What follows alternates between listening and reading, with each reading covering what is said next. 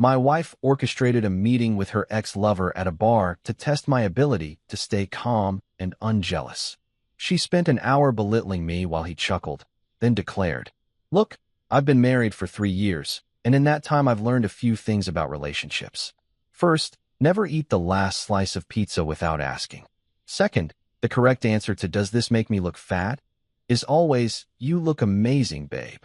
And third, when your wife hits you with a sentence that starts with, 'I want you to meet my ex,' you're about to enter a minefield disguised as a marriage counseling session." It was a Tuesday evening, which should have been my first clue that something was off. Nothing good ever happens on a Tuesday. Mondays you expect to be terrible. Wednesdays you're halfway through the week, so there's hope. But Tuesdays? Tuesdays are when the universe decides to mess with you just for kicks. I was sitting on our couch, minding my own business, watching a basketball game and eating leftover Chinese food straight from the container like a civilized human being, when Sophia walked in with that look on her face. You know the look, the one that says, "I've been thinking," which is wife code for "buckle up, buttercup, your comfortable evening is about to get complicated." She sat down next to me, muted the TV, which, by the way, is a criminal offense in the middle of a tied game, and turned to face me with her hands folded in her lap like she was about to deliver a TED Talk on how to ruin someone's night. "Honey," she said, using that sweet voice that immediately activated every defense mechanism in my body. "I want you to meet my ex, Mason. It's just to prove you're not a jealous man." Now, let me tell you something about that sentence. When your wife casually drops the name of her ex-boyfriend in a conversation like she's talking about trying a new coffee shop, every single cell in your body, every neuron in your brain, every instinct you've developed since childhood starts screaming at maximum volume. It's like that scene in every horror movie where the character hears a weird noise in the basement and decides to investigate instead of, leaving the house and calling the cops like a reasonable person. Your internal alarm system is blaring, "Abort mission, abort mission." Your fight or flight response is doing jumping jacks, and somewhere in the back of your mind, a tiny voice that sounds suspiciously like your mother is saying, "I told you so." But here's the thing about being a man in a relationship. Sometimes your mouth doesn't get the memo from your brain. While my entire nervous system was staging a protest, my mouth, that traitorous idiot, smiled and said, "Sure, babe. Sounds great." I swear, if my brain could have filed for divorce from my mouth right then and there, it would have hired the best lawyer in town. Sophia's face lit up like I'd just agreed to buy her a puppy and a yacht. "Really? Oh, honey, I'm so proud of you. This is such a big step in our relationship. It shows real emotional maturity." Emotional maturity. Right. She was calling it a test of emotional maturity. I was calling it a brand new episode of How Dumb Do You Think I Am? Which, coincidentally, was about to become my least favorite reality show, and I was the unwilling star. She went on to explain her brilliant theory about how secure couples should be able to interact with their exes without any jealousy or drama, like we were all supposed to be one big happy family in a sitcom where everyone's well-adjusted and nobody's secretly plotting revenge. She used words like trust, transparency, and growth, which are all great concepts in theory, but tend to fall apart faster than a house of cards in a hurricane when you're talking about introducing your current husband to the guy you used to make out with. Here's what she didn't know, though. Here's the beautiful, ironic twist that made me smile genuinely for the first time since she started this conversation. I already knew exactly what she was up to. See, I have this friend Marcus, great guy, works in the city, has impeccable timing and a smartphone with an excellent camera. About a week ago, Marcus sent me a text message that simply said, "Dude, you need to see this," followed by a photo that would make any husband's blood pressure spike high enough to register on the Richter scale. The photo showed Sophia and some guy, who I could only assume was the legendary Mason, sitting at a cafe table, their hands intertwined like they were starring in a romance novel called How to Betray Your Spouse in 5 Easy Steps. They weren't just accidentally touching. This wasn't a whoops, our hands brushed while reaching for the salt shaker situation. No, this was full on, fingers laced together, gazing into each other's eyes. We're definitely doing something we wouldn't be doing hand-holding. Marcus had caught them red-handed, or should I say, hand-in-hand, which is really just red-handed with extra steps. So while Sophia sat there explaining her innocent little test, spinning this narrative about proving my emotional security and showing how evolved our marriage was. I was sitting there with full knowledge that this whole thing was about as innocent as a fox volunteering to guard a henhouse.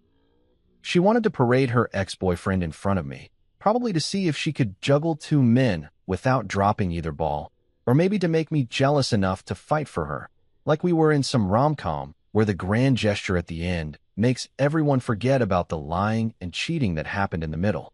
But here's the thing about finding out your wife is playing games. It gives you time to prepare your own strategy. That night, as she sat there planning her little innocent test, talking about which bar would be best for us all to meet up at, and what she should wear to look casual but not too casual, I was planning something infinitely better. I was planning a test of my own, and unlike hers, mine would have actual consequences that couldn't be smoothed over with crocodile tears and promises to work on our communication. I nodded along, made appropriate aha sounds, and even suggested that Italian place downtown because their breadsticks were excellent, and I figured if I was going to watch my marriage implode, I might as well have good appetizers. Sophia was thrilled with my cooperation, probably thinking she'd successfully manipulated her naive husband into walking straight into her trap. Little did she know, I wasn't walking into anything. I was building my own trap, one that would snap shut with the precision of a 5-star Yelp review on a restaurant that gave you food poisoning. As she kissed my cheek and went to call Mason to set up the details, I sat back on the couch, unmuted the game, and smiled. Not the fake smile I'd been wearing for the last 10 minutes, but a real one. Because sometimes in life, you don't get mad, you don't get even, you get strategic. And brother, I was about to become a 5-star general in the war of marital warfare. So here's the thing about playing dumb. It requires actual intelligence. Any idiot can throw a tantrum, smash some plates, and start yelling like they're auditioning for a daytime talk show. But to convincingly play the role of the slightly insecure, completely clueless husband who's walking straight into his wife's trap, that takes skill, finesse, and acting chops that deserve an Oscar, or at least a Golden Globe nomination. For the next week, I transformed myself into exactly the kind of husband Sophia apparently wanted. The perfect blend of trusting and just insecure enough to make her feel like she was pulling off the con of the century. I became a method actor, and my role was guy who definitely doesn't know his wife is cheating. It was like playing poker, except instead of cards, I was holding evidence of infidelity, and instead of chips, I was betting my entire marriage. No pressure or anything. The morning after her big announcement, I started my performance over breakfast. Sophia was making her usual green smoothie, the kind that looks like something the Hulk would drink if he was trying to lose weight, when I casually dropped my first line. "So, babe," I said, keeping my voice light and conversational while I buttered my toast. "Do you still talk to your ex often? Or is that like a monthly reminder subscription? You know, like Netflix, but for people you used to sleep with." She nearly choked on her kale and whatever else was in that monstrosity. "What? No. I mean, we text sometimes, but it's completely innocent. Why are you asking?" The defensiveness in her voice was so thick you could spread it on toast. It was beautiful, really, watching someone try to act innocent when they're about as subtle as a neon sign in a blackout. "Oh, no reason," I said, taking a bite of my toast and channeling my inner concerned but not suspicious husband. "I just want to make sure I'm, cool with everything. I don't want to be that guy who gets all weird and possessive. That's not attractive, right?" I gave her my best puppy dog eyes, the ones that said, "Please validate me," instead of, "I literally have photographic evidence of your betrayal saved in 3 different cloud storage services." She relaxed immediately, reaching over to pat my hand like I was a golden retriever who'd just learned not to pee on the carpet. "Honey, you're being so mature about this. I'm really proud of you." Proud. She was proud of me for being gullible. That's like being proud of a fish for taking the bait. Technically impressive, but also kind of missing the point. Over the next few days, I peppered in more questions, each one carefully calibrated to sound like insecurity wrapped in a desperate attempt to be cool about it. "When you see Mason, should I not hold your hand or anything? I don't want to make it awkward." Or my personal favorite, "Is Mason the kind of ex who's going to size me up? Should I go to the gym more? I've been meaning to work on my biceps." That last one actually made her laugh, which was rich considering she was the one orchestrating this whole bizarre love triangle situation. But here's where it got really interesting. Sophia, bless her predictable heart, couldn't help but run to her best friend Jenna to gossip about how I was acting. I knew this because Jenna's husband, Derek, is in my fantasy football league, and Derek has the unique superpower of being completely unable to keep his mouth shut. During our league draft, which happened to fall right in the middle of my week-long performance, Derek pulled me aside at the bar and said, "Dude, Jenna told me Sophia thinks you're getting controlling about this ex thing. You okay, man?" Controlling. I was asking basic questions about my wife hanging out with her ex-boyfriend, and somehow I was the controlling one. That's like calling the fire department controlling for showing up when your house is burning down. But this was perfect. The rumor machine was running exactly on schedule, which meant Sophia was telling people I was insecure and jealous, setting up the narrative that she was the reasonable one and I was the problem. Classic move, really. If you're going to cheat, might as well paint your husband as the villain first. It's like PR damage control before there's even damage to control. "Yeah, man, I'm good," I told Derek, clapping him on the shoulder. "Just trying to be supportive, you know? Marriage is all about trust and communication." I said this with a straight face, while internally adding, "and surveillance equipment, apparently." Which brings me to the best part of my week, the shopping trip. Wednesday afternoon, while Sophia was at yoga class. Or at least that's where she said she was going. Though at this point she could have been meeting Mason at a hotel, and I wouldn't have been surprised. I went to this electronics store downtown that caters to the kind of people who either really value their security or are planning to catch someone in a lie. The store was called Guardian Tech, which sounds way more legitimate than spy stuff for people with trust issues. The guy behind the counter was maybe 25, with thick-rimmed glasses and a name tag that said Trevor. He had that eager look of someone who'd watched too many spy movies and thought his retail job was actually Mission Impossible. "How can I help you today?" he asked, practically vibrating with excitement. "I need something discreet," I said, keeping my voice low like we were conducting an illegal arms deal instead of buying consumer electronics. "Something that records video and audio without being obvious." Trevor's eyes lit up like I'd just told him Christmas came early. "Oh man, you've come to the right place. We've got everything. Are we talking about, like, home security, or?" He trailed off, his eyebrows raised in a way that said he knew exactly what this was about and was here for all the drama. "Let's just say I'm doing some research," I replied, which was technically true if you consider gathering evidence for divorce proceedings to be research. He showed me everything they had. Cameras disguised as phone chargers, as smoke detectors, even as a coffee thermos, which seemed like overkill unless you suspected your spouse of cheating specifically during your morning commute. But then he pulled out the piece de resistance, a Mont Blanc-style pen that had a tiny camera built into the clip. "This baby records in 1080p HD," Trevor said reverently, handling it like it was a sacred artifact. 4-hour battery life, 32 gigabytes of storage, and it looks exactly like a $200 luxury pen. Nobody ever suspects the pen.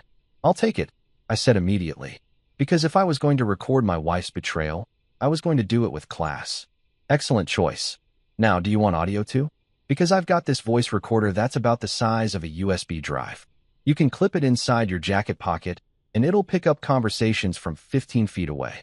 Crystal clear sound quality." I looked at Trevor, this kid who was way too enthusiastic about helping people catch their loved ones in lies, and I thought about how Sophia was probably at that very moment texting Mason about how insecure and controlling I was being. "Yeah," I said. "Give me the recorder too." 20 minutes and $400 later, which I charged to our joint credit card because I'm petty like that, I walked out of Guardian Tech with my new gadgets. Trevor gave me a fist bump and said, "Good luck, man. Get that evidence." I appreciated his solidarity, even if it came from a place of living vicariously through other people's relationship disasters. That evening, I practiced with both devices. The pen camera was genius. It looked completely normal, and the recording quality was insane. The voice recorder was even better, picking up my voice clearly even when I stuffed it in my jacket pocket and walked around the apartment talking to myself like a lunatic. If Sophia wanted to test my calmness, that was fine. I wanted to test her loyalty, and now I had the tools to do it with HD clarity and surround sound. By the end of the week, I had perfected my role. I was the slightly nervous but trying to be cool husband, asking just enough questions to seem insecure without being suspicious, walking the tightrope between concern and acceptance. Sophia was convinced she had me exactly where she wanted me, compliant, trusting, and walking blindly into her test. What she didn't know was that I'd already passed my own test, the test of preparation, of patience, of keeping my cool while gathering everything I needed to expose the truth. She thought she was the one orchestrating this whole thing, but really, she'd just given me a front-row seat to her own downfall. And honestly, I couldn't wait for opening night. The bar Sophia picked was called Velvet and Vine, which sounds like either a fancy wine bar or a strip club that's trying really hard to seem classy. Turns out it was the former, though honestly, the prices were so high they might as well have been charging for lap dances. This was one of those places where the cocktail menu reads like poetry nobody asked for, drinks with names like Autumn's Last Whisper and The Bittersweet Goodbye, which, now that I think about it, was probably foreshadowing for my marriage. The lighting was dim in that deliberately romantic way that says, we're sophisticated, but really means, we don't want you to see how small the portions are. I'd spent an extra 20 minutes in the bathroom before we left, making sure my pen camera was clipped perfectly to my shirt pocket and my voice recorder was nestled securely in my jacket. I felt like James Bond, except instead of saving the world, I was just trying to catch my wife being shady. Less glamorous, but hey, everyone's got their mission. Sophia looked amazing, which annoyed me more than it should have. She'd worn this black dress that was just formal enough for a nice bar, but also suggested she'd put in way more effort than someone meeting their husband's approval should require. She'd done that thing with her hair, the beach waves that took 45 minutes and 3 different products but were supposed to look effortless. I recognized the perfume too. It was the expensive one she saved for special occasions, which apparently now included parading her ex-boyfriend in front of her clueless husband. "You look nice," I said as we got out of the Uber, because even when you're gathering evidence for divorce, your mom raised you to have manners. "Thanks, babe," she said, squeezing my hand. "Remember, just be yourself. This is going to be great." The way she said great reminded me of how dentists say you might feel a little pressure right before they drill into your tooth. Nothing described as great in that tone has ever actually been great. We walked into Velvet and Vine at exactly 7:30, which was the time Sophia had chosen because it was not too early, not too late. Apparently, there's a Goldilocks zone for meeting your wife's ex-boyfriend, and who knew? The bar was packed with the kind of people who drink wine at 7:30 on a Friday night and think that makes them cultured. Lots of scarves worn indoors, lots of conversations about things nobody actually cares about, like the notes in their Pinot Noir or the undertones of their craft beer. And there, sitting at a high-top table near the window like he was posing for the cover of Douchebag Monthly, was Mason. Let me paint you a picture of this guy. First off, the hair. It was gelled to absolute perfection, swept back in that style that screams, "I spent 30 minutes making this look casual." We're talking enough product in there to waterproof a boat. His shirt was this light blue button-down, unbuttoned just enough to show off his chest hair and probably his weekly gym membership. The sleeves were rolled up to display his forearms, which I'm sure he thought were his best feature, and he was wearing a watch that looked expensive enough to require insurance. The whole vibe was midlife crisis with confidence, like he'd read a manual on how to look successful and followed it to the letter without realizing it made him look like every other guy desperately clinging to his 20s despite being firmly in his 30s. When he saw Sophia, his face lit up like someone had just told him he'd won the lottery and a trip to Cancun. He stood up, and I noticed he was tall, because of course he was, and opened his arms wide. Sophia practically floated over to him, and they hugged for what felt like an entire Netflix episode, including the recap of the previous episode and the credits. I'm talking a solid 20 seconds of embrace, with the kind of back rubbing that suggested they were either really good friends or really bad at hiding an affair. I was betting on option B when they finally separated, and I'd already mentally composed 3 different sarcastic comments about the length of that hug. Mason turned to me with this smile that was all teeth and zero sincerity. "You must be the husband," he said, extending his hand. "Mason, great to finally meet you, man." His handshake was exactly what I expected, firm to the point of being aggressive, the kind that says, "I do push-ups, and also, I'm threatened by you, but pretending I'm not." I shook back with just enough pressure to be polite, returning his smile with one of my own. Because while his push-ups were physical, Mine were mental, and buddy, I was doing reps all night long. Nice to meet you too, I said, lying through my teeth so smoothly I almost impressed myself. I've heard a lot about you. That part was actually true. I'd heard he was a tool, and so far, the evidence was overwhelming. We sat down, and immediately the awkwardness descended like a fog. Sophia was playing hostess, trying to facilitate conversation like we were all old friends instead of two guys and the woman currently betraying one of them. So, Mason just got promoted, she said brightly, looking at him with pride that made my eye twitch. He's VP of Marketing now at Sterling Corporation. Wow, congratulations, I said, making sure my pen camera had a clear angle on both of them. That's impressive. Mason leaned back in his chair with the confidence of someone who'd never been humbled by life. Yeah, it's been a wild ride. The company's growing like crazy, and they basically gave me free rein to build my own team. The salary's insane, the benefits are incredible, and I just leased a new BMW M5. He said BMW M5 the way most people say, I cured cancer. Like it was an achievement that would be remembered throughout history. That's great, I said, taking a sip of my water because I needed to stay sharp and also because I wasn't about to spend $15 on a drink called Melancholy Muse or whatever pretentious garbage they had on the menu here. But Mason was just getting started. For the next hour, and I mean a full, excruciating 60 minutes, this man talked about himself with the kind of enthusiasm usually reserved for new parents showing you photos of their baby. Except instead of a baby, it was his career, his car, his new apartment in the trendy part of downtown, his gym routine, his vacation to Bali, and his thoughts on cryptocurrency, which nobody asked for, but he delivered anyway. The key to success, he said at one point, swirling his whiskey like he was in a commercial, is knowing your worth and not settling. That's what I've always done. He glanced at Sophia when he said this, and she giggled, actually giggled, like he'd just said something profound instead of the kind of generic motivational poster nonsense you find on Instagram. Sophia was eating it up. Every brag, every story, every casual mention of how successful and amazing he was. She responded like he was performing a stand-up special at Madison Square Garden. Her laugh was too loud, too frequent, too everything. She touched his arm when she laughed, leaned in when he talked, and basically forgot I was sitting there except when she'd occasionally glance over to make sure I was watching her little performance.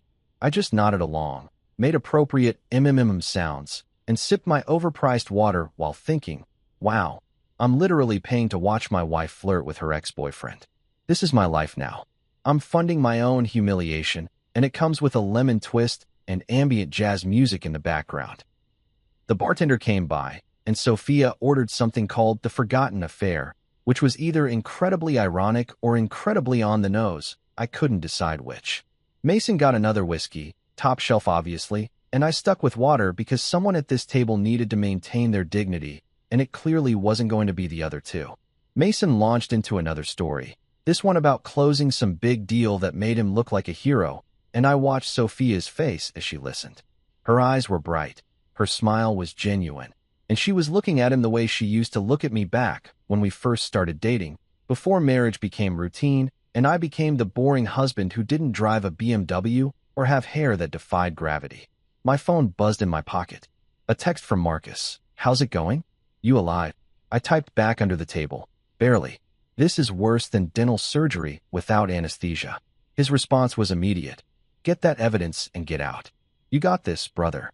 I looked up at Mason, who was now explaining his fitness routine in detail that nobody requested, and at Sophia, who was hanging on every word like he was revealing the secrets of the universe instead of describing his protein shake recipe. The voice recorder in my jacket was capturing every word, every laugh, every moment of this absolute circus. And all I could think was, these two deserve each other, and I deserve so much better than this.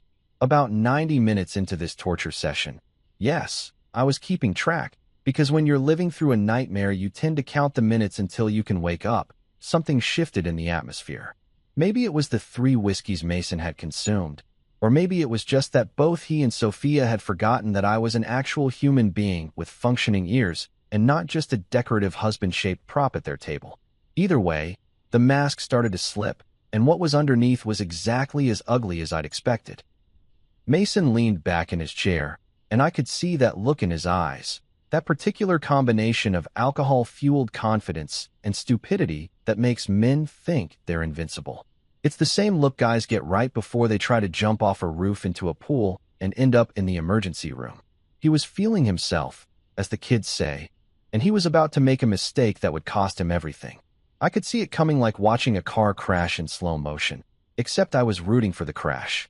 He looked at me with this smirk that made me want to punch his perfectly straight teeth down his throat, and said, "You know, man, I gotta be honest with you."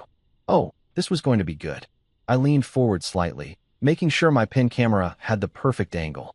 "Yeah," I said, keeping my voice neutral and curious, like I was genuinely interested in whatever wisdom this clown was about to drop.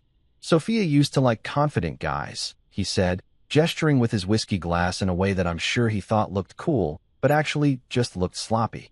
Guys who knew what they wanted and went after it.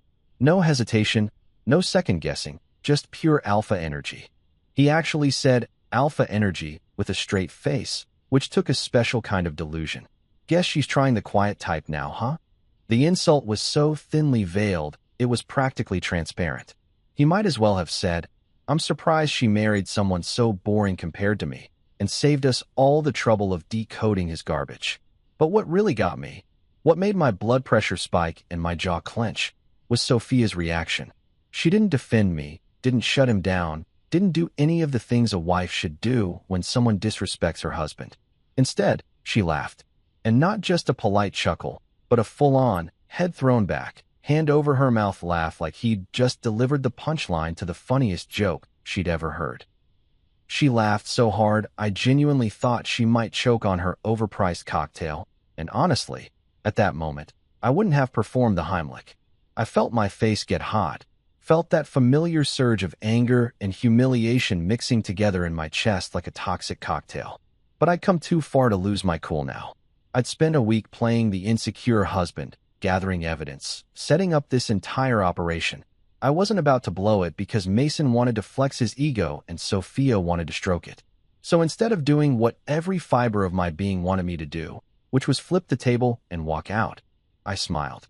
I gave him my friendliest, most genuine-looking smile and said, "I'm fine with quiet.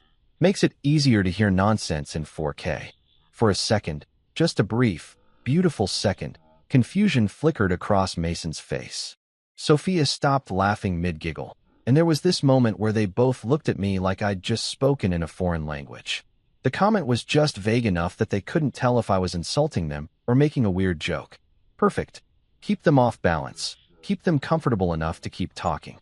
Mason recovered first, his ego too inflated to stay deflated for long. He laughed. That forced, uncomfortable laugh people do when they're not sure if they should be offended, and took another sip of his whiskey. "You're funny, man. I like that." "Thanks," I said flatly. "I'm hilarious. But here's the thing about drunk, arrogant people. They can't help themselves. Give them enough rope, and they'll not only hang themselves, they'll braid the rope first and make it look pretty." Mason was no exception. He was on a roll, riding high on whiskey and the belief that he was smarter than everyone else in the room, and I was about to give him all the rope he needed. I leaned in closer, lowering my voice to something conspiratorial, something that suggested I was about to have a bro-to-bro moment with him. Sophia was reapplying her lipstick, because apparently this was a date for her, and wasn't paying close attention. Perfect timing. "Look, Mason," I said, making my voice sound vulnerable, almost pleading. "I trust Sophia. I really do. But I just need to hear it from you, man to man, that there's nothing going on. Just for my peace of mind, you know?" This was the bait. I'd made myself look weak, insecure, desperate for reassurance. I'd basically gift-wrapped an opportunity for him to either do the right thing and reassure me that everything was innocent, or do the wrong thing and reveal exactly what kind of person he was. Want to guess which option he chose? Mason's eyes lit up like I'd just handed him a microphone and told him the floor was his. This was his moment to shine, his chance to prove how superior he was, how much control he had. He took another sip of his whiskey, set the glass down with exaggerated care, and leaned forward with a grin that would have made the Cheshire Cat look subtle. "Look, man," he said, and I could hear the condescension dripping from every word like honey laced with poison. "I'm going to be real with you. Nothing serious is going on. He emphasized serious in a way that made it crystal clear something was definitely going on. It just didn't meet his definition of serious. It's just memories, history. The kind of connection that doesn't just go away because someone puts a ring on. He glanced at Sophia, who had finished with her lipstick and was now watching our conversation with wide eyes that looked thrilled and nervous at the same time. And maybe we're making a few new memories too. Right, Soph? Sophomore. He called her Sophomore. Like they had cute nicknames for each other. Like they were a couple instead of two people actively destroying my marriage while I sat there documenting it in high definition. Sophia's face turned red. Not embarrassed red, but blushing red, like a teenager whose crush just acknowledged her existence. She giggled again, that same infuriating giggle that made me want to pour my water over both their heads, and swatted Mason's arm playfully. "Mason, stop," she said, but her tone had zero conviction. It was the kind of stop that really means, "Please continue. I'm loving this attention." "Stop what?" Mason said, grinning wider now, completely oblivious to the fact that he'd just confessed to everything on camera with audio backup. "I'm just being honest. That's what friends do, right? We're all adults here." "Adults." "Right. Because adults definitely publicly flirt with their ex while their husband sits there watching.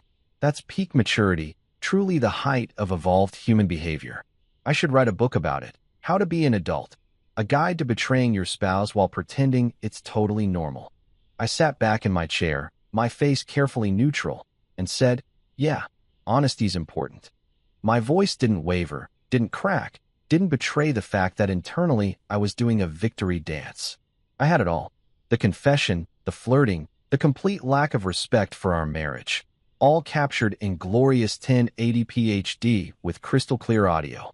This was better than I'd hoped for. I'd been expecting maybe some suspicious behavior, some suggestive comments I could interpret as evidence.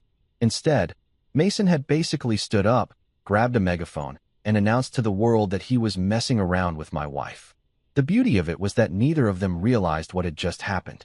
Sophia looked relieved that I was taking it so well, probably thinking her test was a success, and I'd proven myself to be the docile, accepting husband she wanted. Mason looked pleased with himself for being so honest and real, like he deserved a medal for admitting he was a homewrecker. They were both so caught up in their own little world, so convinced of their own cleverness, that they couldn't see the trap snapping shut around them. I checked my watch, a subtle movement that also gave me a chance to make sure my pen was still recording. 10:15. We'd been here for almost 3 hours, though it felt like 3 years. I'd gotten everything I needed, and then some. Time to make my exit. "Well," I said, finishing the last of my water, "this has been enlightening." There's this moment in every disaster movie where the hero walks away from the explosion in slow motion, doesn't look back, and somehow manages to look cool despite the fact that everything behind them is literally on fire. I'd always thought those scenes were ridiculous, overly dramatic, completely unrealistic.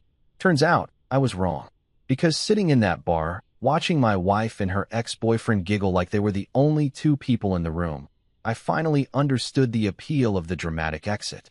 Sometimes you don't need explosions. Sometimes you just need the ability to stand up, dust yourself off, and leave with your dignity intact while everyone else is still figuring out what just happened.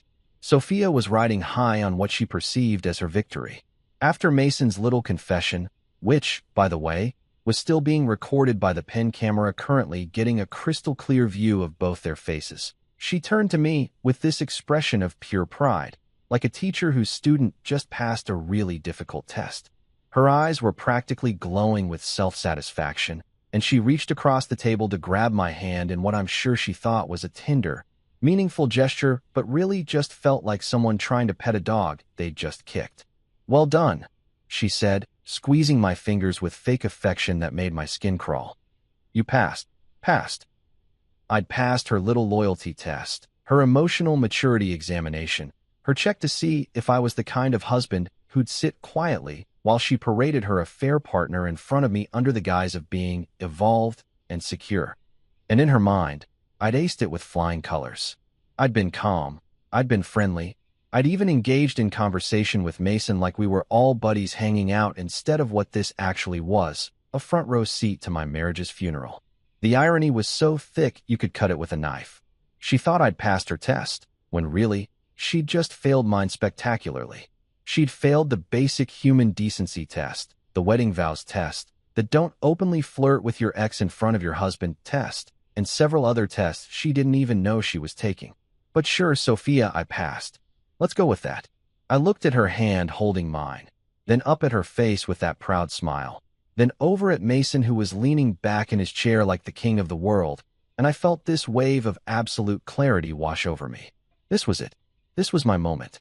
Not to explode, not to cause a scene, not to give them the drama they were probably secretly hoping for so Sophia could paint me as the unstable, jealous husband. No, this was my moment to show them exactly what kind of man I was. Calm, collected, done. I smiled at Sophia, and it was a real smile this time because I was genuinely happy. Happy that this charade was over. Happy that I'd gotten everything I needed.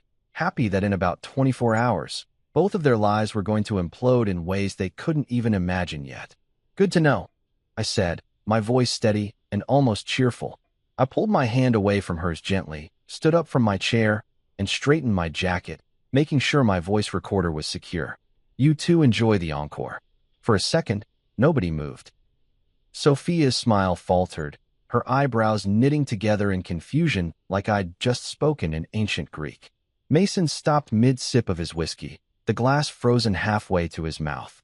Even the couple at the table next to us, who'd been having what looked like a very intense discussion about whether almond milk was better than oat milk, paused to look over at our table. Wait, what? Sophia said, her voice climbing an octave. Where are you going? Home, I said simply, like it was the most obvious thing in the world. Because it was.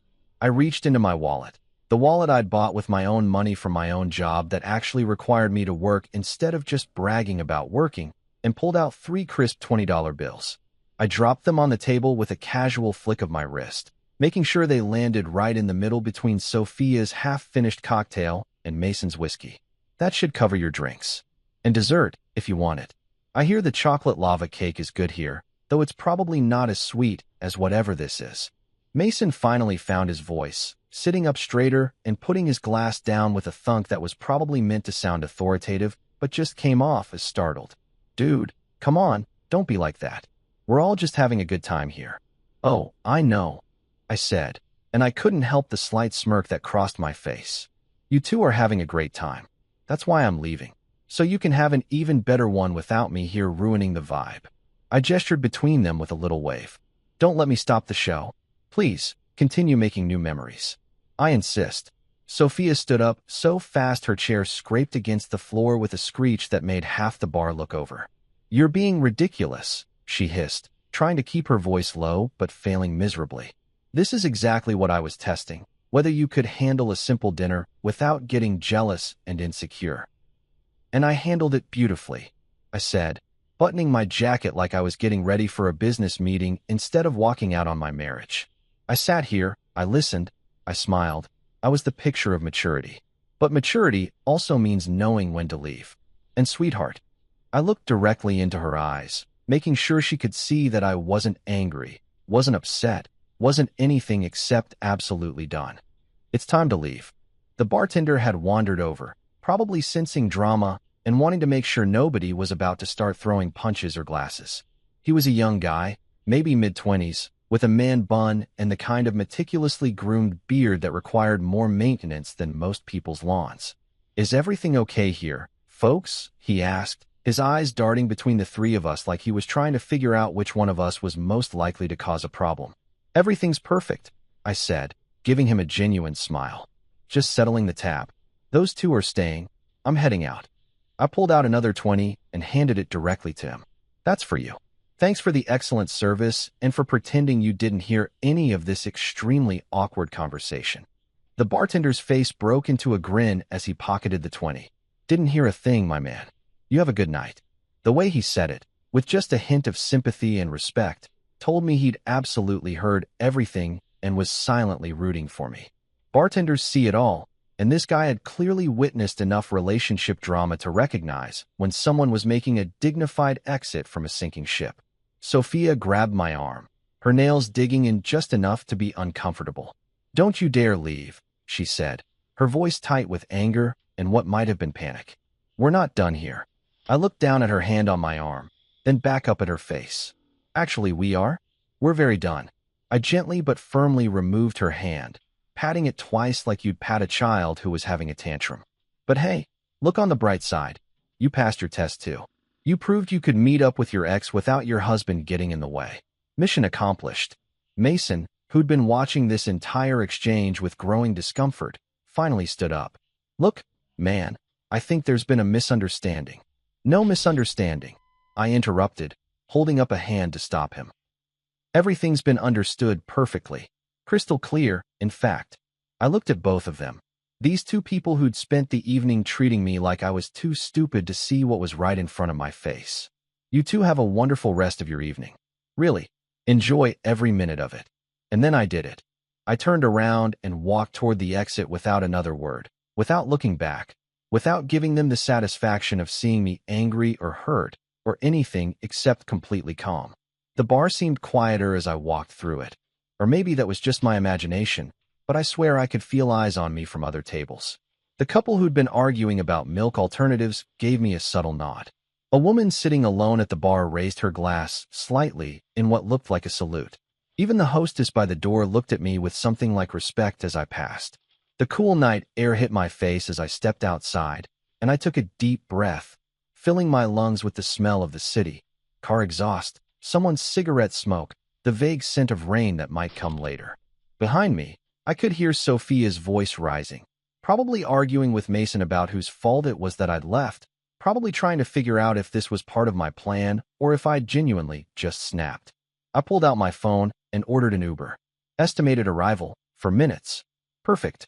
I stood there on the sidewalk, straightening my jacket one more time, feeling the weight of the pen camera in my pocket and the voice recorder in my jacket. Evidence secured. Mission accomplished. Marriage over. And honestly, I felt lighter than I had in months. No yelling, no scene, no dramatic music, just me, the night, and the sweet, sweet silence of victory. They'd expected an explosion, fireworks, a big emotional breakdown they could use to justify their behavior later. Instead, they got a calm man with a plan, and let me tell you something, that's way scarier than any tantrum could ever be. My Uber pulled up, a silver Toyota Camry driven by a guy named Eduardo who had a 5-star rating and, blessedly, didn't try to make conversation. I got in, closed the door, and as we pulled away from Velvet and Vine, I finally allowed myself a real smile. Enjoy the encore, indeed. The Uber ride home was about 15 minutes of pure, uninterrupted peace. Eduardo was my kind of driver, the kind who understood that sometimes people get in cars because they need to sit in silence and process the fact that their marriage just died in a fancy wine bar. He had some smooth jazz playing quietly in the background, and the only thing he said to me the entire trip was, "Have a good night, brother," when I got out. 5 stars, big tip, absolute legend. My apartment felt different when I walked in. Bigger somehow. Quieter. Like the universe had already started the process of removing Sophia from the space even though her stuff was still everywhere. Her shoes by the door, her jacket on the coat rack, her collection of decorative pillows on the couch that served no functional purpose except to annoy me every time I wanted to sit down. I looked at all of it and felt nothing. No sadness, no anger, just this weird sense of relief, like I'd been holding my breath for months and could finally exhale. First things first, I needed to see what I'd captured. I went straight to my home office, a small second bedroom that Sophia had always complained was wasted space, because I could have turned it into a yoga room or whatever, and fired up my laptop. The pen camera connected via USB, and within seconds, I was downloading the footage. The little progress bar crawled across the screen. 38%, 47%, 63%, and I felt like a kid on Christmas morning waiting to open presents. Except my present was video evidence of my wife's betrayal, and I was way more excited about it than was probably healthy. While that downloaded, I grabbed a beer from the fridge. A nice IPA I'd been saving for a special occasion, and if this wasn't special, I didn't know what was, and settled into my desk chair. My hands were surprisingly steady as I opened the video file. I'd half expected to feel nervous or anxious, but instead, I felt like a film director about to watch the rough cut of his masterpiece. The video quality was insane. Trevor from Guardian Tech hadn't been lying. This thing recorded in 1080p HD that would make a professional videographer jealous. I could see everything. Mason's smug face, Sophia's body language as she leaned toward him, the way her hand kept finding reasons to touch his arm. The audio from my voice recorder was even better, picking up every word with the clarity of a studio recording. I watched the whole thing start to finish, taking notes on the timestamps of the best moments. There was Mason at 12:47, talking about how Sophia used to like confident guys, while she laughed like he was the funniest person alive. At 28:33, there was Sophia touching his arm for the fourth time in 10 minutes. And the crown jewel, the absolute piece de resistance, was at 1 hour 42 minutes and 15 seconds. Mason's confession about making new memories, while Sophia blushed and giggled like a teenager. Beautiful, I said out loud to my empty apartment, taking a sip of my beer. Absolutely beautiful. But here's the thing about revenge. And yes, let's call it what it is, because I'm not going to pretend this was anything noble or mature. If you're going to do it, you have to do it right. Half-assing revenge is like half-assing a cooking recipe. You end up with something that looks okay, but doesn't quite satisfy. I needed more information. I needed context. I needed to know exactly where to hit Mason where it would hurt the most. So I did what any reasonable person in the digital age does when they want to ruin someone's life. I started Googling. Mason plus Sterling Corp brought up his LinkedIn profile immediately, because of course this guy had LinkedIn set to public. His profile picture looked like a professional headshot for an actor who exclusively played villains in Hallmark movies. The bio was exactly what you'd expect. Buzzwords like innovative, dynamic, results-driven, and other meaningless corporate garbage that people put on resumes to sound important. But then I scrolled down to his recent activity, and that's when I hit the jackpot. 3 weeks ago, Mason had posted a photo from what looked like a fancy restaurant with the caption, "Celebrating with my beautiful fiancée. #blessed, #luckyman, #future-husband." The post had 247 likes and about 30 comments, all variations of "Congratulations, and you two are perfect together." Fiancé. Mason had a fiancé. My wife's ex-boyfriend, the one she was currently making new memories with, was engaged to someone else. The hypocrisy was so thick I could spread it on toast. I clicked on the photo he was tagged with, because people who post engagement announcements always tag everyone involved like they're collecting Pokemon, and found myself staring at a profile for Clara Sterling. Her profile was more private, but her profile picture showed a pretty blonde woman in her late 20s, smiling at the camera with the kind of genuine happiness that made me feel bad for what I was about to do. Almost. Not quite, but almost. Clara Sterling. That name sounded familiar. I opened a new tab and searched Clara Sterling Sterling Corp, and suddenly everything clicked into place like the most satisfying puzzle in the world. Clara Sterling was the daughter of Robert Sterling, the CEO and founder of Sterling Corporation, the company where Mason worked. The same company where Mason had just been promoted to VP of Marketing. The same company where Mason apparently thought he could climb the corporate ladder by climbing into the boss's daughter's bed. I sat back in my chair and laughed. Actually laughed out loud, at the sheer audacity of it all. Mason wasn't just a cheater, he was a strategic cheater. He was engaged to the CEO's daughter, probably for the career benefits as much as anything else, and he was risking all of it to hook up with his ex-girlfriend who happened to be my wife. The man wasn't just playing with fire. He was dousing himself in gasoline and juggling torches.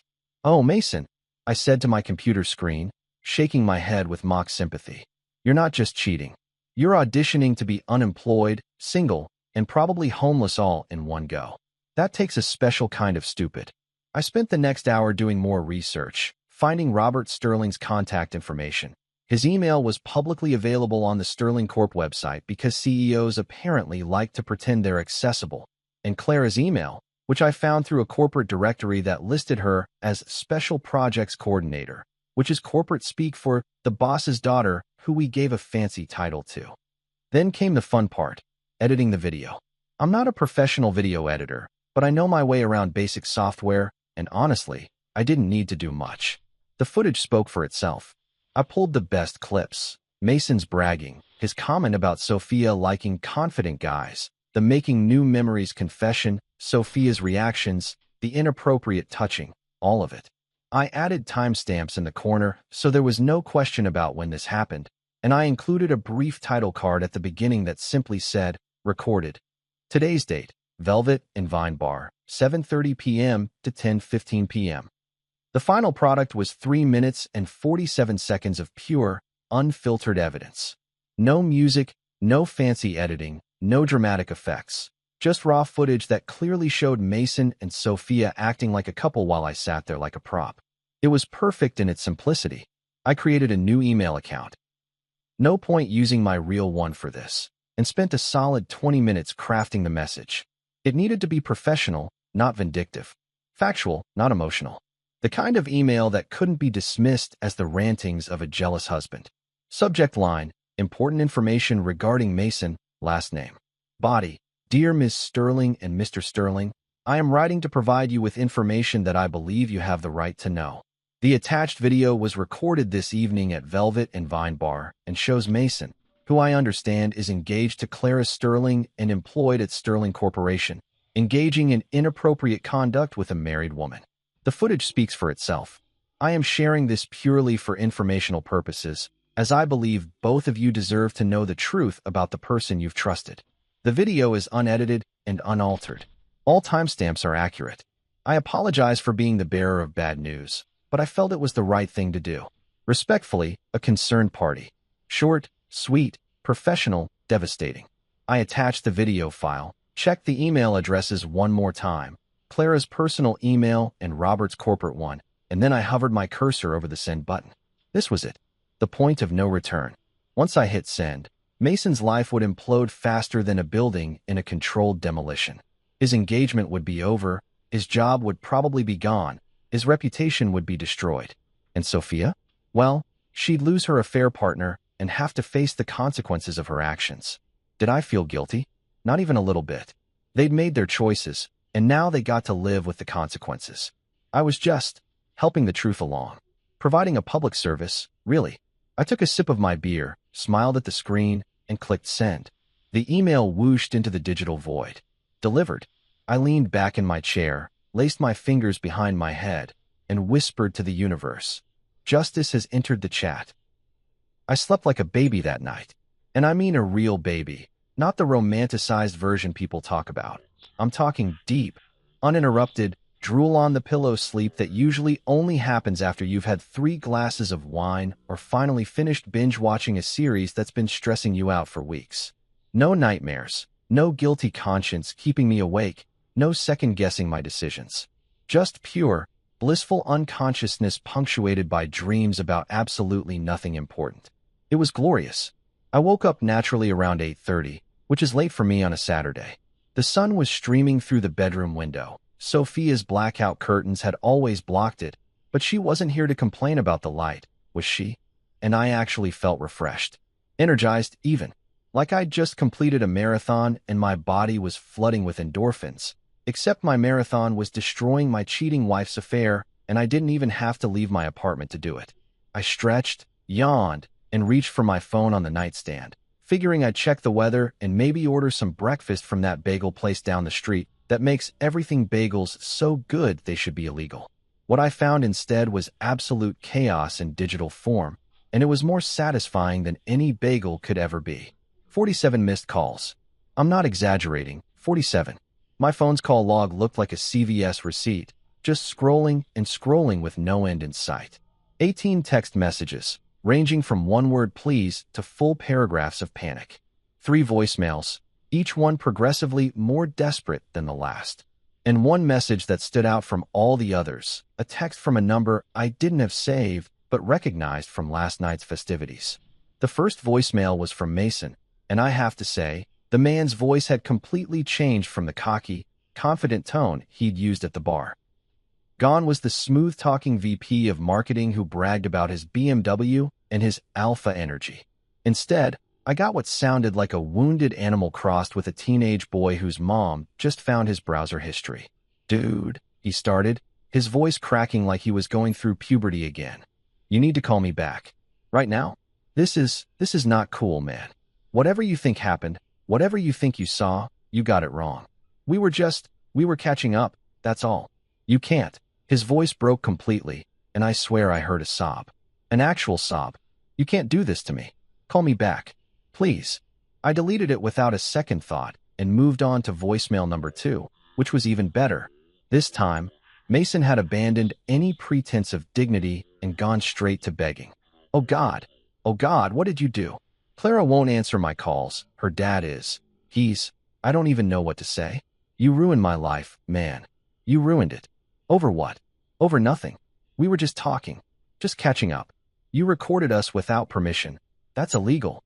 I could sue you. I could. The message cut off there, probably because he'd hit the time limit, which is really just poetic timing if you ask me. The third voicemail was my personal favorite. By this point, Mason had apparently cycled through denial and anger and landed squarely on bargaining, which, if I remembered my grief stages correctly, meant depression and acceptance were right around the corner. I couldn't wait. Please, he whispered, and he actually sounded like he was crying. Full-on tears, the kind that makes your voice all nasally and pathetic. Please, just tell me what you want. Money? I can get you money. You want an apology? I'll apologize. I'll apologize to you. To everyone.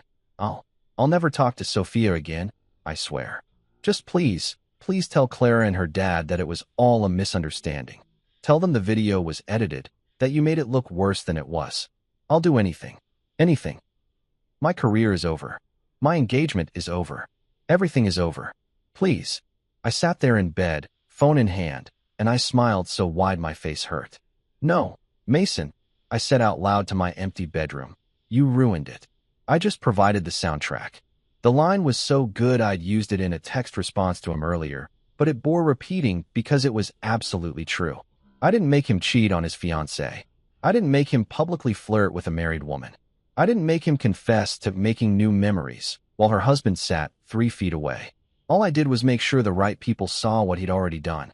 But the voicemails were just the appetizer.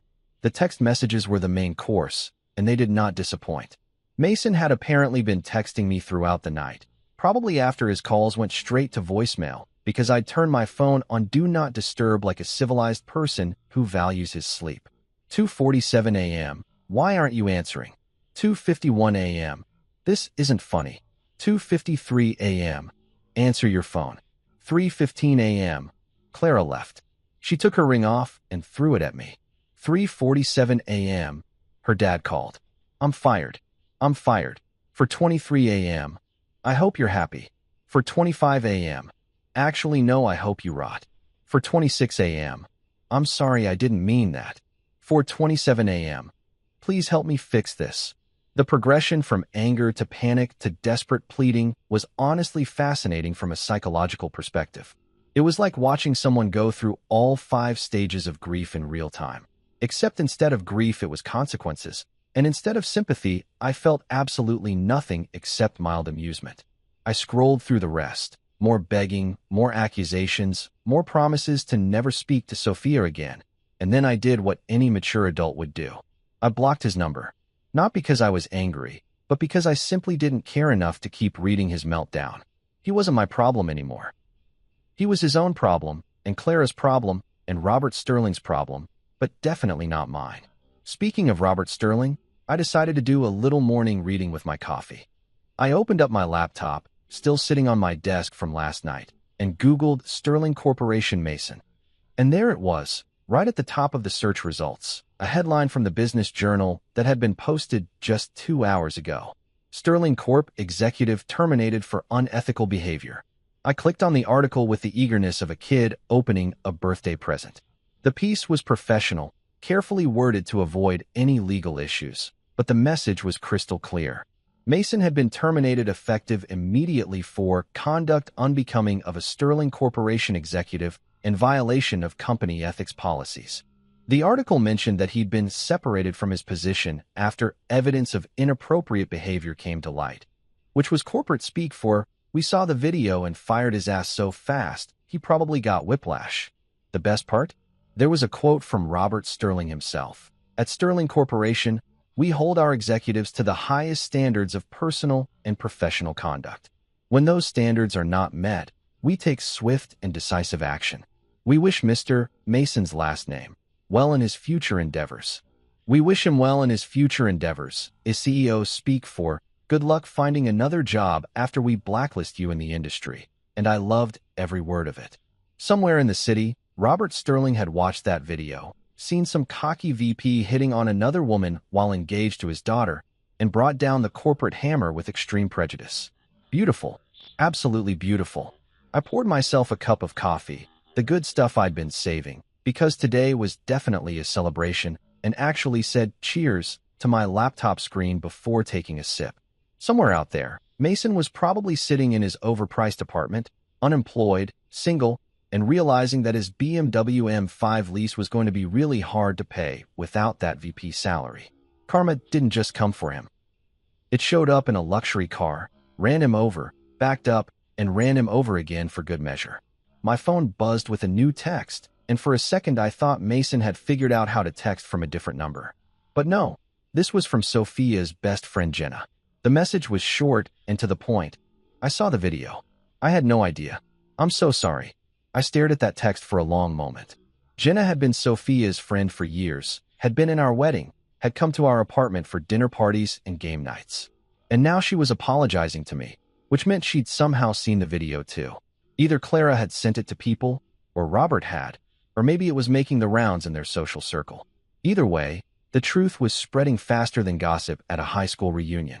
I typed back, "Not your fault. Thanks for reaching out." Her response came immediately. "If you need anything, let me know." What she did was wrong. It's funny how quickly people's allegiances shift when they're confronted with actual evidence instead of carefully crafted narratives. Jenna had probably been hearing Sophia's version of events. Poor Sophia with her controlling, jealous husband who couldn't handle her having male friends. But one video had shattered that illusion completely. My apartment intercom buzzed, loud and jarring, interrupting my coffee and schadenfreude. I walked over and pressed the button. "Yes, it's me." Sophia's voice came through the speaker, tight and strained. "We need to talk." I looked at the intercom, then at my coffee, then back at the intercom. The fallout had officially arrived at my doorstep. And honestly, I couldn't wait. I stood there staring at the intercom like it was a snake that had just asked me politely if I wanted to get bitten. Sophia's voice came through again, more insistent this time. "I know you're there. Your car is in the garage. Open the door. We need to talk about this like adults." Adults. There was that word again, being thrown around by people who had no idea what it actually meant. Adults don't cheat on their spouses. Adults don't parade their affair partners in front of their husbands under the guise of tests. And adults definitely don't show up at the apartment they just got kicked out of and demand to be let in like they have any right to be there. I pressed the button. "We don't have anything to talk about, Sophia. Don't be ridiculous." Her voice was climbing into that register that used to make me cave in arguments, that pitch that suggested I was being unreasonable, and if I just listened to her side of things, everything would make sense. "You sent that video to Clara and her dad? That's insane. Do you know what you've done? Mason lost his job. His engagement is over. You ruined his life over nothing." Over nothing. She actually said nothing. Like I'd overreacted to her holding hands with her ex at a cafe, laughing at all his jokes, touching his arm every 5 minutes, and listening to him confess they were making new memories together. Yeah, total overreaction on my part. I should have just smiled and asked if they wanted me to take pictures for their scrapbook. "Sophia," I said calmly, "go home." "This is my home," she screamed, and the intercom crackled with the volume. "You can't just kick me out. I live here, actually," I said, and I couldn't help the small smile that crossed my face. "You don't. Not anymore." I let go of the intercom button and walked back to my coffee. She could buzz all she wanted. I wasn't opening that door for a conversation. I'd said everything I needed to say last night when I walked out of that bar, and anything else would just be her trying to manipulate me into feeling guilty for exposing the truth. The buzzing started again, and again, and again. She was just holding the button down now, creating one long, continuous buzz that sounded like an angry hornet trapped in my wall. I turned up the volume on my TV, college football highlights, perfect Saturday morning viewing, and let her buzz herself into exhaustion. After about 10 minutes of nonstop buzzing, my phone rang. Unknown number. I let it go to voicemail. It rang again. Same number. Voicemail. Third time, I answered just to see what would happen. "You're being childish." Sophia's voice exploded from my speaker before I could even say hello. "Just open the door." I made a mistake, okay? Is that what you want to hear? I made a mistake. A mistake. Singular. Like this was one oopsie, one little error in judgment. Instead of a calculated series of choices that led to her emotionally cheating on me with her ex-boyfriend while testing whether I was secure enough to watch it happen. No, Sophia, I said, my voice steady and almost bored. What I want is for you to leave. But since you're not doing that, I'm going to help you understand the situation. I walked over to my desk, pulled out the folder I'd prepared last night after sending the emails, because I'm nothing if not thorough, and headed to my front door. I opened it just wide enough to stick my arm through, holding a single piece of paper. Sophia was standing there in yesterday's clothes, mascara smudged under her eyes like a raccoon who'd had a really rough night, her hair that had been so perfectly styled for her date with Mason now a mess. She looked terrible, and I felt absolutely nothing except maybe mild satisfaction. She reached for the paper, but I pulled it back slightly. Let me summarize for you, I said. Your belongings are packed. Professional movers are arriving at 2 p.m. The door code has been changed. The locks have been changed. You're not on the lease. Never were, because I signed it before we got married and never added you. This apartment is mine. You need to leave. Her face went through about 15 different emotions in 3 seconds. Shock, anger, disbelief, panic, and then this desperate pleading that would have worked on me a week ago, but now just felt like watching a bad actress audition for a soap opera. You can't do this, she whispered, and actual tears started forming in her eyes. Real ones this time, not the manipulative kind she'd pull out when she wanted something. This is my home. Our home. You can't just... Congrats, I interrupted, holding the paper out again. You passed my test. She grabbed the paper, her hands shaking, and read it.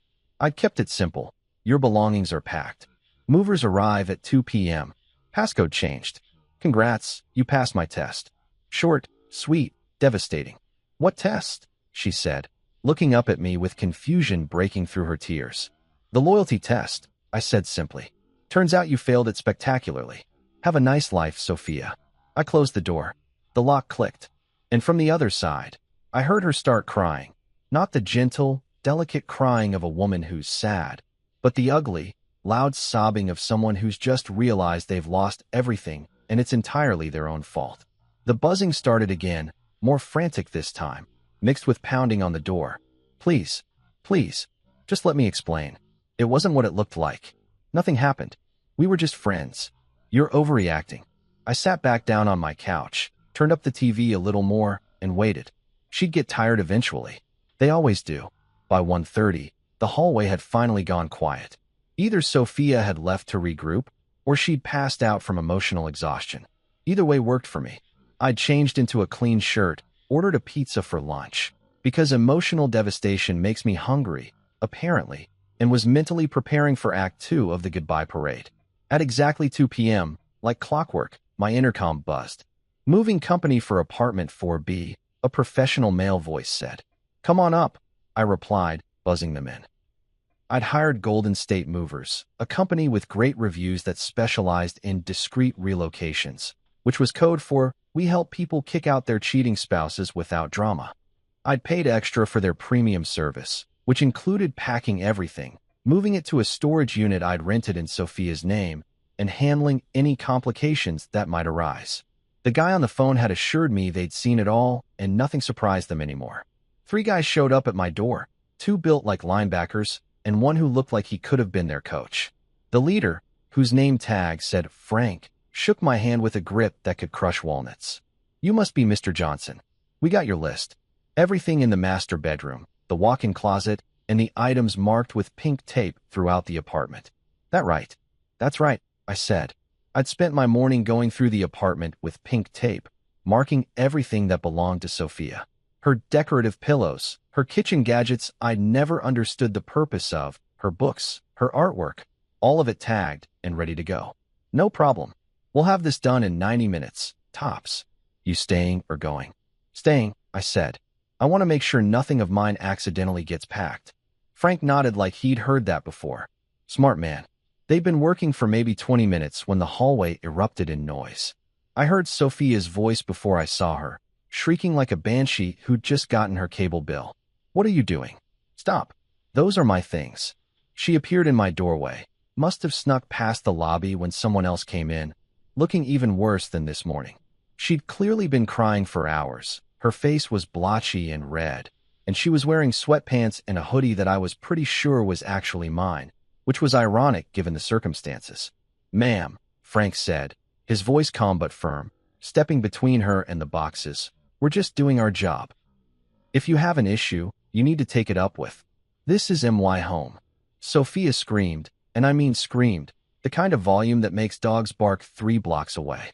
"He can't just kick me out. I live here." That's when Gerald showed up. Gerald was our building's security guard, a retired cop in his 60s who'd seen everything in his 40-year career and took exactly zero crap from anyone. He'd probably heard the commotion from the lobby and decided to investigate. "Everything all right here?" Gerald asked, his hand resting casually on his belt. In that way cops do that suggests they're ready for anything. "No." Sophia turned to him desperately. "Gerald, tell them. Tell them I live here. He's trying to kick me out. This is illegal."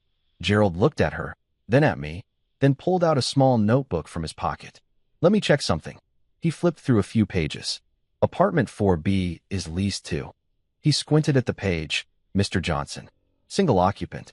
No additional residents listed." The look on Sophia's face was absolutely priceless. It was like watching someone realize the waiter just handed them the bill for a meal they didn't order. Confusion, shock, and the slow, dawning horror of understanding. But she stuttered. "According to the lease, ma'am," Gerald continued, his voice professional but with just a hint of satisfaction, "this is not your home. Mr. Johnson has every right to remove your belongings." "Thank you, Gerald," I said from inside the apartment. Sophia stood there, mouth opening and closing like a fish, watching as the movers continued their work around her. And honestly, that moment right there made every second of planning, every carefully executed step, absolutely worth it. By 6 p.m., the movers had finished. Gerald had escorted a still protesting Sophia out of the building with a warning that if she came back without permission, she'd be trespassing. And my apartment looked bigger and infinitely better without all her stuff cluttering up the space. Those decorative pillows alone had probably added 10 pounds to the apartment's weight. I cracked open a beer, ordered Thai food, the spicy kind Sophia always said was too much, but I loved, and settled in for what I knew was going to be an entertaining evening of phone calls from people who had opinions about my life. I didn't have to wait long. At 6:47, right as I was digging into my pad thai, my phone lit up with Mom on the caller ID. Not my mom, Sophia's mom, Patricia, who I'd never bothered to remove from my contacts because I'd honestly forgotten she was in there. Patricia was one of those women who believes her daughter can do no wrong and that any problems in her marriage must somehow be the husband's fault. I'd met her type before. Hell, my own mother had friends like her, women who treated their adult daughters like precious angels who needed protecting from the big bad world. I let it ring 3 times before answering, mostly because I wanted to finish chewing my noodles. "Hello, Patricia. How could you?" She didn't even bother with a greeting, just jumped straight into the guilt trip like she was diving into a pool. "How could you do this to her?" "She's devastated. Absolutely devastated." She called me crying so hard I could barely understand her. I took another bite of pad thai, chewing slowly while she continued her rant. The beauty of phone calls is that people can't see you rolling your eyes or making faces at them. "Do what to her exactly?" I asked innocently when she paused for breath. "You know what?" Patricia's voice climbed higher, hitting that pitch that only mothers and tea kettles can achieve. "You kicked her out. You changed the locks. You sent that horrible video to poor Mason's fiancé. She made one tiny mistake. One, and you're treating her like she committed murder. One tiny mistake. It's amazing how emotionally cheating with an ex-boyfriend while testing whether I was secure enough to watch becomes one tiny mistake when you're talking to the cheater's mother. I wondered what Patricia would consider a big mistake. Maybe if Sophia had actually murdered someone, that would rate as a moderate error in judgment. "Patricia," I said, keeping my voice calm and even. "Sophia made her choices. I made mine. That's all there is to it. She's your wife." Patricia practically shrieked. "You took vows, for better or worse, in sickness and in health. You don't just throw away a marriage because of one little indiscretion." Indiscretion, that was a new one. We'd gone from tiny mistake to little indiscretion, in the span of 30 seconds. I imagined Patricia sitting in her living room, probably drinking wine, workshopping different phrases to minimize her daughter's behavior. What would be next? Minor oopsie, slight hoopsie-daisy, teensy relationship hiccup? The vows also mentioned something about forsaking all others. I pointed out. Sophia seems to have missed that part. She didn't do anything. Patricia insisted, and I could hear the desperation creeping into her voice. They were just talking, just catching up. You're being paranoid and jealous and controlling. That's what this is. You're one of those controlling men who can't handle their wife having male friends. I actually laughed at that one, which probably wasn't the reaction she was expecting. Patricia, I have the video. I have the audio. I have Mason literally confessing that they're making new memories while Sophia blushed and giggled. This isn't jealousy. This is called having eyes and ears that function properly. There was a pause on the other end, and I could practically hear the gears turning in her head as she tried to find a new angle of attack. She's heartbroken, Patricia finally said, switching tactics from anger to emotional manipulation. She's my baby girl, and she's heartbroken. She made a mistake. Yes, fine, a mistake. But don't you think you're being a little harsh? Couldn't you at least talk to her? Work this out. Go to counseling. No, I said simply. No talking, no working it out, no counseling. We're done, Patricia. I'm sorry you're caught in the middle of this, but your daughter made her bed. Now she gets to lie in it. Preferably not in my apartment. You're going to regret this. Patricia's voice turned sharp again. The concerned mother act dropped faster than a hot potato. When you're alone and miserable and realize you threw away the best thing that ever happened to you, don't come crying back to us. I'll keep that in mind, I said. Have a good evening, Patricia. I hung up before she could respond, blocked her number for good measure, and went back to my Thai food. The noodles were getting cold, which was a tragedy, but at least they weren't lying to me about making new memories with their ex-boyfriend. 10 minutes later, I'd just gotten to the spring rolls. My phone rang again. This time it was Richard, Sophia's dad. Richard was a different breed from Patricia. He was a retired banker, the type of guy who thought every problem could be solved with aggressive negotiation tactics and intimidation. He'd never particularly liked me, probably because I didn't work in finance and didn't own a boat, which were apparently his two main criteria for acceptable son-in-law material. You son of a bitch, Richard greeted me, his voice low and dangerous. No preamble, no build-up, just straight to the insults. I appreciated the efficiency, honestly. Good evening to you too, Richard. Don't you good evening me, he snarled. You humiliated my daughter. You threw her out like garbage. You destroyed some poor kid's career. What the hell is wrong with you? Some poor kid. Mason was 34 years old and a VP of marketing. But sure, let's call him a poor kid who definitely didn't bring this on himself by cheating on his fiancée with a married woman. Richard, I said, before you continue, I need you to check your email. What? I don't give a damn about. Check your email. I said it slowly, deliberately, like I was explaining something to a particularly stubborn toddler. I sent you something this morning. Watch it. Then call me back if you still want to have this conversation. There was silence on the other end, broken only by his heavy breathing like an angry bull getting ready to charge. Fine, he finally spat. I'll look at your email. But this conversation isn't over. Take your time, I said cheerfully. I'll be here. He hung up without another word, and I glanced at my phone's clock. I gave him 10 minutes, maybe 15. The video was less than 4 minutes long, but I figured he'd need time to process what he was seeing, maybe watch it twice to make sure his precious daughter was really doing what it clearly showed her doing. I was generous with my estimate. 8 minutes later, my phone rang again. Same number. I answered on the first ring. Silence.